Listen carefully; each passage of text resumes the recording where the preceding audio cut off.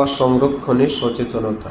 পূর্বসূরিগণ নিজেদের তাকওয়া পরহেজগারির পুঙ্খানুপুঙ্খ হিসাব নিকাশ যাচাই বাছাই করতে থাকতেন। মুত্তাকি পরহেজগার হওয়ার দাবি তারা করতেন না, কারণ আল্লাহ পাক মানুষের ক্ষুদ্রাতি ক্ষুদ্র কর্মসমূহেরও হিসাব রাখছেন। এ আদর্শ আজ লয়প্রাপ্ত। সবাই মুত্তাকি হবার দাবি হাঁকছে, কিন্তু নিজের জীবনের প্রতি তাকিয়ে দেখছে না। সকাল সন্ধ্যায় কিছু জিকির করা কি মুত্তাকি হবার জন্য যথেষ্ট ভাবছে, অথচ কথা, কর্ম, খাদ্য, পোশাক, পরিচ্ছদ ইত্যাদির ব্যাপারে একদম লাগাম ছাড়া। এদের অবস্থা ক্ষুধার্ত কুম্ভীরের মতো। এদের পাগড়ি ও পাগড়ির ঝুল ফকির দরবেশের মতো, কিন্তু কার্যকলাপ হলো ফাসেক মুনাফিকের মতো। ওমর ইবনে আব্দুল আজিজ রহমতুল্লাহি আলাইহি বলেন, তুমি ততক্ষণ পর্যন্ত মুত্তাকি হতে পারবে না যতক্ষণ তুমি যা তোমাকে দুনিয়াতে আখেরাতে নিন্দিত ও অপমানিত করে এরূপ কার্যকলাপ সমূহ পরিহার না করবে। একদা কেউ তাকে প্রশ্ন করল, মানুষ তাকওয়ার সর্বোচ্চ শিখরে কখন আরোহণ করে? বললেন, যখন নিজের সকল ধারণার স্বর্গ, কল্পনার ভুবন মাচার উপর তুলে রেখে বাজারময় নিঃসংকোচে ঘুরে আসতে সক্ষম হয়। তিনি বলেন, দিনভর রোজা রাখা, রাতভর নামাজ ও বন্দিগি করা, এর পাশাপাশি সত্য, মিথ্যা, ন্যায়, অন্যায়ের বিচার বিবেচনা ছাড়াই যাবতীয় কার্যাবলী সম্পাদন করা, এটা তাকওয়া কিছুতেই নয়। তাকওয়ার হাকিকত হচ্ছে যাবতীয় হারাম কার্যাদি বর্জন করা, অবশ্য করণীয় সমূহ পালন করা, যেমন ফরজ, ওয়াজিব ও সুন্নতে মুআক্কাদা। কেউ যদি আরও অগ্রসর হয়, আরও সাবধানতা সচেতনতা অবলম্বন করে, তবে তো সোনায় সোহাগা, নূরুন আলা নূর, হেদায়েত বিধৌত আলোকোজ্জ্বল এক জিন্দিগি। তিনি আরও বলেন, মুত্তাকির আলামত হলো হজ যাত্রীর মতো এহরামের লাগাম যুক্ত মুখে কথা বলা। পরন্তু মুত্তাকিকে শরীয়তের আলেম বা জ্ঞান সম্পন্ন হতে হবে, নতুবা মূর্খতার দরুন নিজের অজান্তেই সে তাকওয়ার সীমা লঙ্ঘন করে বসবে। একটি লোক ফুজাইল ইবনে ইয়াজ রহমতুল্লাহি আলাইহিকে প্রশ্ন করল যে, কোন শহরে বাসস্থান নির্মাণ করা আমার জন্য উত্তম? বললেন, যে শহরের সাথে তোমার আত্মীয়তার বন্ধন বলতে কিছুই নেই, তাই তোমার জন্য সেই শহরটি হবে উত্তম শহর, যেটি তোমাকে তাকওয়ার পথে উদ্গ্রীব করে তুলবে। অর্থাৎ দেখা উচিত যে কোথায় তোমার তাকওয়ার হেফাজত ও উন্নতি হবে। সুফিয়ান সাউরি রহমতুল্লাহি আলাইহি বলেন, যদি কেউ প্রকৃত অর্থে মুত্তাকি হয়ে যায়, তবে আনন্দময়, নিশ্চিন্ত, নিরাপদ জীবন কোথাও সে যাপন করতে পারবে না। গাফেলের মতো ঘুমও থাকবে না। অর্থাৎ সর্বদা আল্লাহকে রাজি খুশি রাখার এবং আল্লাহর সন্তুষ্টির পথ হতে বাঁচার, অসন্তুষ্টির পথ হতে বাঁচার চিন্তা ফিকির তখন লেগেই থাকবে। হে বন্ধু, নিজের উপর দৃষ্টি ঘুরিয়ে দেখো, তুমি কি তাদের মতো তাকওয়া অর্জন করতে পেরেছ? তাদের মতো আল্লাহকে ভয় করেছ, কিংবা তাদের চেয়ে কম? তবু তাদের নিকটবর্তী বা তাদেরই পশ্চাৎগামী? তোমার উত্তর যদি না হয়, তবে ইস্তেগফার করো, ক্ষমার ভিক্ষা মাগো।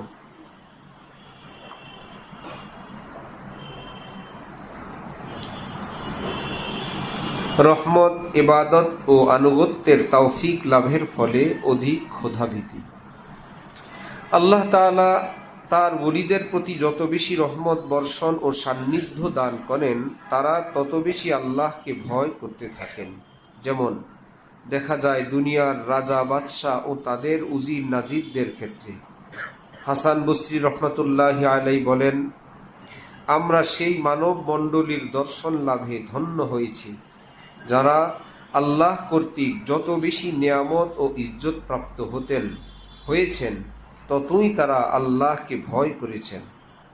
হাম্মাদ বিন জায়েদ রহমাতুল্লাহ আলাই সর্বদা নিতম্ব তলে পিনে ইত্যাদি স্থাপন ব্যতীত শুধু দু পায়ে ভর করে বসতেন।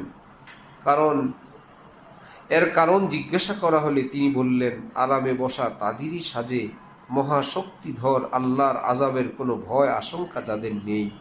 আমি তো সর্বদা এই ভয়ে কাঁপি যে কখন জানি আসমান থেকে অগ্নি বর্ষিত হয় আর আমাকে জ্বালিয়ে খতম করে দেয়। হযরত সুফিয়ান সাউরি রহমতুল্লাহ আলাই একবার আল্লাহ পাকের ডরে এত বেশি বিচলিত হলেন যে তখন তার রক্ত প্রস্রাব হতে লাগলো। কোনো ইহুদি ডাক্তারকে ডাকা হলো। ডাক্তার তার হার্ট পাকস্থলী পরীক্ষা নিরীক্ষা করার পর বলতে লাগলো, উফ, সত্তা বিদাতিরায় তার জুড়ি নেই। অতপর অশ্রু সজল নয়নে বলতে লাগলো, ইস, আল্লাহর ভয় এই হৃদয়টাকে খান খান করে ফেলেছে, এখন আর তার কোনো চিকিৎসা নেই। উমরে ফারুক রাদিয়াল্লাহু তাআলা আনহু বলেন, যদি আমাকে বেহেশত দুজখের মাঝখানে দণ্ডায়মান করে ইখতিয়ার দেয়া হয় যে হয়তো অগ্নিতে জ্বলে খাক হয়ে যাও অথবা অপেক্ষা করো, দেখো তোমার ঠিকানা কোথায় নির্ধারিত হয়, তাহলে অগ্নিদগ্ধ হয়ে খাক হয়ে যাওয়াই আমি পছন্দ করব। আতা সুলামি রহমতুল্লাহ আলাই আল্লাহ পাকের খৌফ প্রভাবিত হয়ে 40 বছর যাবৎ শয্যাশায়ী ছিলেন। পরিচর্যা ও খোঁজ খবরের জন্য লোকজনের আগমন ছিল অবিরত। জনৈক বুজুর্গ এ সংবাদ প্রাপ্ত হয়ে বলে উঠলেন, আল্লাহর কসম, 40 বছর তো অতি তুচ্ছ কথা। মানুষ যদি তার মাথার কেশের সমসংখ্যক বৎসর কালও এবাদতে লিপ্ত থাকে, তবু তা তার একটিমাত্র গুনাহের তুলনায় অতি নগণ্য। উক্ত আতা রহমতুল্লাহ আলাই রাত্রে বারংবার গায়ে হাতড়িয়ে দেখতেন যে কোনো অঙ্গকে বিকৃত করে দেয়া হলো নাকি। হযরত সারি সিকতি রহমতুল্লাহ আলাই, বিশ্বহাফি রহমতুল্লাহ আলাই এর মতো মহান বুজুর্গদ্বয়ও রাত্রে শরীর হাতড়িয়ে দেখতেন। আবু সুলাইমান দারানি রহমতুল্লাহ আলাই, হযরত ফুজাইলের পুত্র আলী মৃত্যুকাল পর্যন্ত কখনো সূরায়ে আল কারিআহ শ্রবণে সক্ষম হননি। ঘটনাক্রমে একদিন তা শুনে ফেলেছিলেন, বাস একাধারে 3 দিন 3 রাত পর্যন্ত অজ্ঞান হয়ে পড়েছিলেন। হে বন্ধু, খেয়াল করো, শিও বুজুর্গানে দ্বীনের অনুসরণ করো। কিয়ামতের স্মরণে আতঙ্কিত থাকা, পাপের ধারে কাছেও না যাওয়া, হাসর দিনের বিচারপতির সম্মুখে দণ্ডায়মান হবার আগেই হিসাব নিকাশ করা। আমাদের পূর্ববর্তী বুজুর্গানে দ্বীন নিজের মধ্যে নেক আমলের কমতি লক্ষ্য করে নিজের ধ্বংস অনিবার্য বলে ধারণা করতেন। গুনাহ তো দূরের কথা, গুনাহের ধারে কাছেও তারা যেতেন না। তারা বলতেন, গুনাহে লিপ্ত থেকে আল্লাহ পাকের ক্ষমার আশাবাদী হয়ে বসে থাকা অর্থহীন ও বিপজ্জনক। তারা বরং সর্বক্ষণ অন্তরে এই চিন্তা জাগরুক রাখতেন যে আল্লাহ পাক বিন্দু বিসর্গের জন্য পাকড়াও করবেন, তিলে তিলে হিসাব নিবেন। সদা জাগ্রত এই চিন্তার ফলে কিয়ামত দিবসে আল্লাহর সম্মুখে দণ্ডায়মান হওয়ার ভয়ে কম্পমান থাকতেন। কারণ যে ব্যক্তি দুনিয়ার জীবনে নিজের হিসাব কিতাব করে না, তাকে ওই রোজ হাসরের বিচারপতির দরবারে হিসাব দানের জন্য দীর্ঘ সময় ধরে দণ্ডায়মান থাকতে হবে। আমরা আল্লাহর মেহেরবানির ভিখারি, তার কাছে করুণার আবেদন জানাই।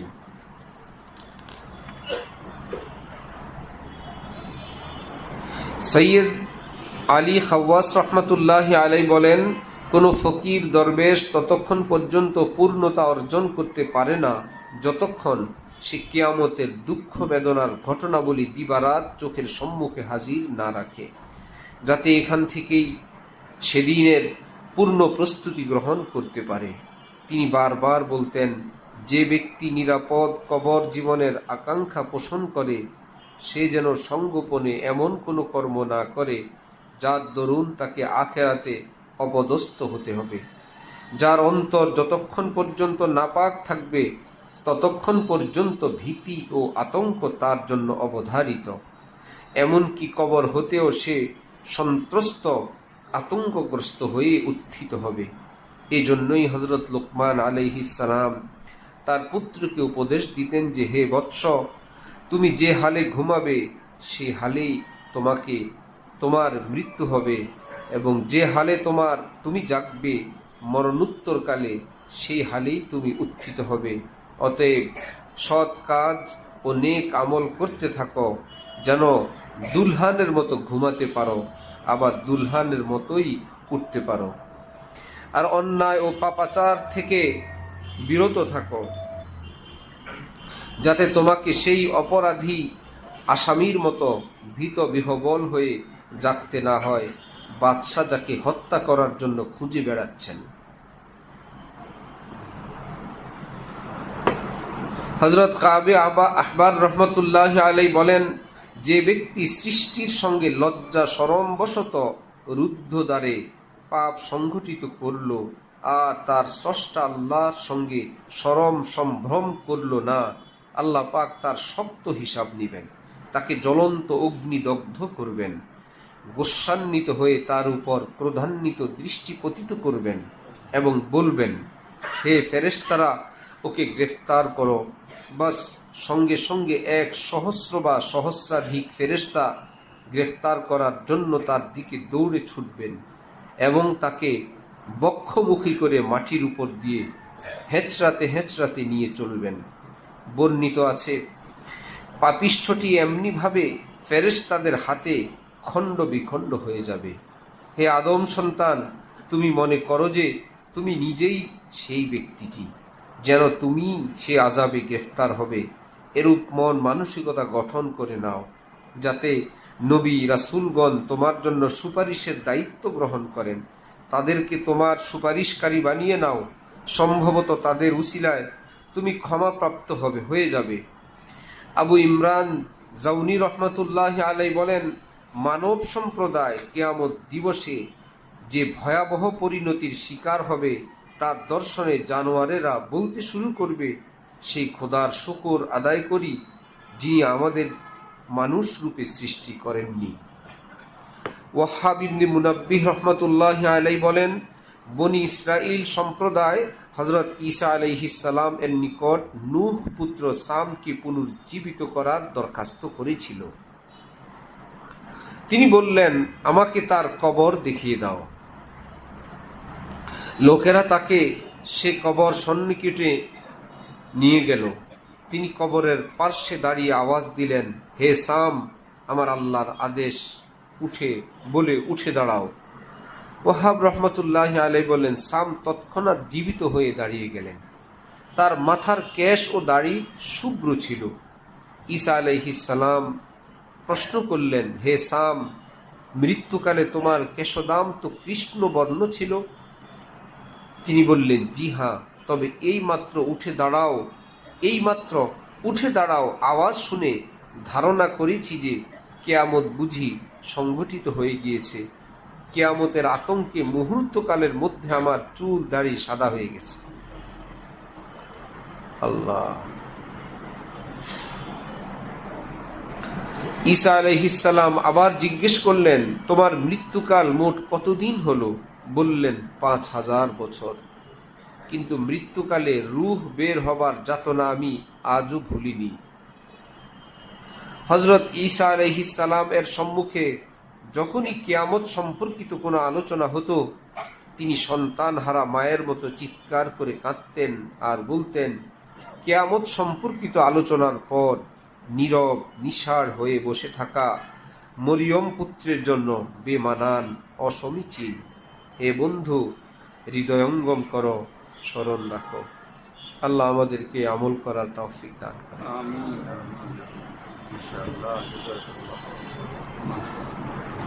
है यहाँ से तुझको जाना एक दिन, है यहाँ से तुझको जाना एक दिन, मुँह खुदा को है दिखाना एक दिन मरना है आखिर मौत है, कर ले जो करना है आखिर मौत है। ये तेरी गफलत है बेअक्ली बड़ी, ये तेरी गफलत है बेअक्ली बड़ी, मुस्कुराती है क़ज़ा सर पे खड़ी। मौत को पेशे नज़र रख हर घड़ी, पेश आने को है ये मंजिल कड़ी।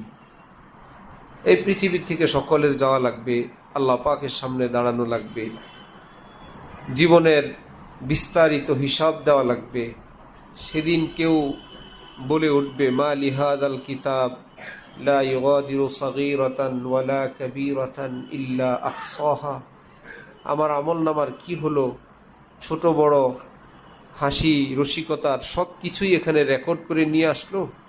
মা লিহাদাল কিতাব লা ইগাদিরু সগীরাতান ওয়ালা কাবীরা ইল্লা আহসাহা। ছোট বড় সব লিখতে হয়, এখানে তো সবই লিখিত আছে। আল্লাহ, মা ইয়ালফিজু মিন কওলিন ইল্লা লাদাইহি রাকিবুন আতীদ। যে শব্দে আমরা উচ্চারণ করি, মুখ থেকে বের হয়, ফেরেশতা সেটা লেখেন। যে কর্মই আমরা করি, ফেরেশতা সেটাও লেখেন। যেই ভাবনা আমরা ভাবি, সেটা রব্বুল আলামিন দেখেন এবং জানেন। এই পবিত্র রমজান, আল্লাহ আমাদেরকে পবিত্র বানানোর জন্যই 30 দিন ব্যাপী, এত লম্বা মাস ব্যাপী এক রমজান দিলেন। আরশ বহনকারী ফেরেশতাদেরকে রোজাদারের দোয়ার সাথে সাথে আমিন আমিন বলার জন্য আদেশ জারি করলেন। নফলকে তিনি ফরজের মর্তবা দিলেন, এক ফরজকে তিনি রমজানের বাহিরে 70 ফরজের মর্তবা দিলেন। পাটে পাটে ভাগ করলেন, রমজানে সবে কদর দিলেন, দিনে রোজা দিলেন, রাতে কিয়ামুল লাইল তারাবি দিলেন। আমাদেরকে ক্ষমা করার জন্য অনেক ব্যবস্থা করলেন। 24 ঘন্টায় দোয়া কবুল হয়, আবার বললেন ভোর রাতে আরো বেশি কবুল হয়, তাহাজ্জুদে বেশি কবুল হয়, ইফতারের আগে কবুল হয়, 5 ওয়াক্ত ফরজ নামাজের পরে দোয়া কবুল হয়। তিনি সব কিছু আমাদের গোপন কথা তিনি বলেও দিলেন। আমার ভাই, এত বড় দাতা যিনি কেবলই দিতে চান, বরং মাল্লাম ইয়াসআলিল্লাহ ইয়াগযাব আলাই, কেউ তার থেকে না নিলে, না চাইলে যিনি অসন্তুষ্ট হন, যে আমার থেকে তুই নিলি না, আমি এত দিতে চাইলাম, একটু হাত পেতে নিতেও পারলি না, আমার কাছে এক ফোঁটা চাইলে আমি এক সাগর দেই, আমার থেকেও নিতে পারলি না। সে মহান আল্লাহ দেওয়ার জন্য দরবার খুলে বসছেন। আল্লাহ আমাদেরকে নেওয়ার তৌফিক দান করেন। যার জীবনের, দুনিয়ার, আখেরাতের, সুস্থতার, ধন দৌলতের, এলেমের, আমলের, তাকওয়ার, আল্লাহ পাকের মহব্বতের, নিজের পরিবার পরিজন, মা বাবা, মুরব্বীদের, ওস্তাদদের, উম্মতে মুসলিমার, মুসলিম দেশগুলোর, আমাদের প্রিয় মাতৃভূমির জন্য, আমরা ওলামায়ে উম্মতের জন্য, আকাবির হাজরাত যারা বিশ্বব্যাপী জীবিত আছেন, পৃথিবীর আনাচে কানাচে যারা দ্বীনের খেদমত করছেন, আমরা সকলের জন্য মন ভরে দোয়া একবার করব না, বারবার করব, করতেই থাকবো ইনশাআল্লাহ। দারুল উলুম দেওবন্দের হযরত মাওলানা মুনির উদ্দিন নকশবন্দি নাজিমে দারুল ইকামা ছিলেন। তিনি সাউথ আফ্রিকা গেলেন। তিনি বলেন, আমাকে আমাদের দেওবন্দের এক তালেবে ইলম দাওয়াত দিয়ে নিলেন। গেলে সেখানে ছোট্ট ছোট্ট সে কালো রঙের শিশুরা আমাকে আরবিতে ছন্দ শোনাইল। তা আমি আমার ছাত্রকে বললাম, তুমি এখানে কিভাবে আসলা? সে তালেবে ইলম বলে, আমি দাওরে হাদিসের ফারাগাতের পর আল্লাহ পাকের কাছে খুব দোয়া চাইতে থাকলাম, আল্লাহ আমি দ্বীনের খেদমত কোথায় করব? আল্লাহ আমার দিলে ঢালছেন এই অঞ্চলের কথা, যে এখানে দ্বীনের খেদমত করা দরকার। আমি আসছি, এসে দেখি সব খ্রিস্টান। আল্লাহর উপর ভরসা করে আমি তাদেরকে পড়াইতে আরম্ভ করলাম। আপনার সামনে আসা এই শিশুগুলোর সবাই খ্রিস্টান ছিল।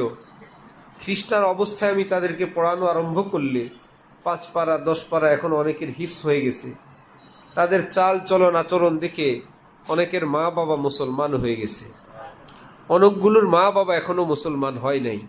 কিন্তু আমাদের পড়াশোনা ভালো লাগে, পরিবেশ, আদব, শিষ্টাচার ভালো লাগে, এই জন্য আমার কাছে এরা দিয়ে রাখছে। দোয়া চাই আল্লাহ যেন বাকিগুলোরও কবুল করেন। সে ছোট্ট শিশুদের পড়াশোনা, আমল আখলাক দেখে খ্রিস্টান মুসলিম যদি দিনওয়ালা, ইসলামওয়ালা হতে পারে, আমার ভাইয়েরা, তালেবে ইলমরা, মাদ্রাসায় যারা আমরা আছি, পড়ি, আমাদের জীবন, আমাদের আচার আচরণ, আমাদের ভাষা, আমাদের আদব, আমাদের শিষ্টাচার, আমাদের হালাল হারাম, আমাদের পর্দা পশিদা, এটা দেখে আমাদের মুসলমান মা বাবা তারা যদি দিনদার হন, এটা আমাদের জীবনের জন্য অনেক বড় সফলতা। আমাদের পরিবার পরিজন যদি হন যে হ্যাঁ, এই ছোট্ট শিশুকে দেখে, ছাত্রকে দেখে তার পরিবার আল্লাহওয়ালা হয়ে গেছে। আমাদের এক দোস্ত বেচারা মাদ্রাসায় পড়ছে, কিভাবে আলিম হইছে, দিনের দিকে আসছেন কিভাবে। শাপলা চত্বরের হামলার দিন সে কোনো এক বাসায় আশ্রয় নিছে। যেই বাসায় আশ্রয় নিল, আশ্রয়দাতারা তারা পর্দা করে, দিনওয়ালা। ওই যে এমন এক জায়গায় গেলাম, এরা আমাকে সেবা করে, খেদমত করে, কিন্তু পর্দা করে, তাদের চাল চলন কেমন। ওই কয়েকদিন সেখানে আশ্রয়ে থাকা ওই ঘরের পরিবেশ দেখে একজন জেনারেল শিক্ষিত লোক সে দিনদার হয়ে গেছে। এবং আমাদের এই ভারত উপমহাদেশের বিশেষ করে বাংলার অঞ্চলে ইসলাম আসছে আরব ব্যবসায়ীদের মাধ্যমে। কিভাবে আসতেন ব্যবসা করতে, তাদের চাল চলন, ভাষা, পোশাক আশাক, সততা, দিনদারি, আমানতদারি সব কিছু দেখে এই অঞ্চলের মুসলমানরা প্রভাবিত হইল। এত সুন্দর চরিত্র, এত সুন্দর আখলাক, এত সুন্দর লেনদেন, আমরা তাদের ধর্মেই চলে যাই, আমরা মুসলমান হয়ে যাই। এই তো ধীরে ধীরে মুসলমান হওয়া আরম্ভ। এজন্য ওলামায়ে কেরাম তাদেরকে নায়েবে রসুল বলা হয়।